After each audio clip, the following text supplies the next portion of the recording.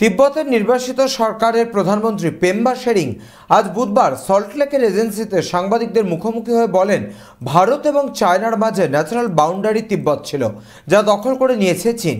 ভারতের নিজস্ব স্বার্থ রক্ষার জন্য তিব্বত নিয়ে এগিয়ে আসা প্রয়োজন। প্রতি বছর চীনের লাল সেনাদের অত্যাচারে ছোট ছোট শিশুরা পালিয়ে আসছে ভারতে, যারা কোনোদিন হয়তো নিজের দেশে আর ফিরতে যেতে পারবে না। আমরা ভালো ভবিষ্যতের আশা করে খারাপ পরিস্থিতির জন্য নিজেদের প্রস্তুত করছি। যতদিন না আমরা আমাদের দেশে ফিরতে পারবো, আমাদের লড়াই চালিয়ে যাব। ভারতের সীমান্ত ম্যাকমোহন লাইন ব্রিটিশদের সঙ্গে তিব্বতের তৎকালীন সরকারের সঙ্গে স্বাক্ষরিত হয়েছিল, চীনের সঙ্গে নয়। তাই চীনের দখলদারি আমরা মানছি না। আজ সল্টলেকের এই জেড পূর্বাঞ্চলীয় সংস্কৃতি কেন্দ্রে তিব্বতী শরণার্থীদের একটি অনুষ্ঠানে এমনটাই জানালেন তিনি। No, I have always said that we have to take the reality of the situation into consideration. You are an Indian.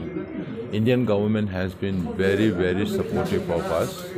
We have gained a lot. If it is not for the government and people of India, both at the central and state governments, we would not be where we are today. But at the same time, when it comes to political issue, I have always said that we have to keep in mind the national interests of the countries that we are trying to reach out to. So we don't expect India to leave aside its own national interests unless it's tied to the national interests of Tibet. So the general slogans or the campaigns that are coming out of the population is Free Tibet, Free Kailash Mansarovar.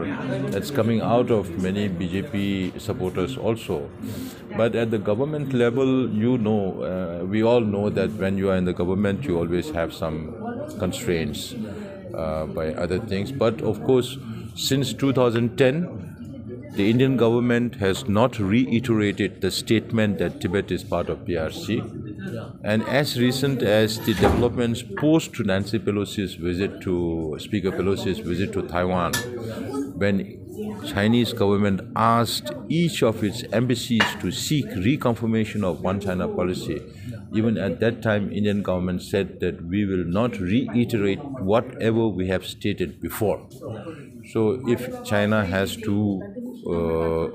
if India has to abide by one China policy, the Indian government's position is that China should also abide by one India policy.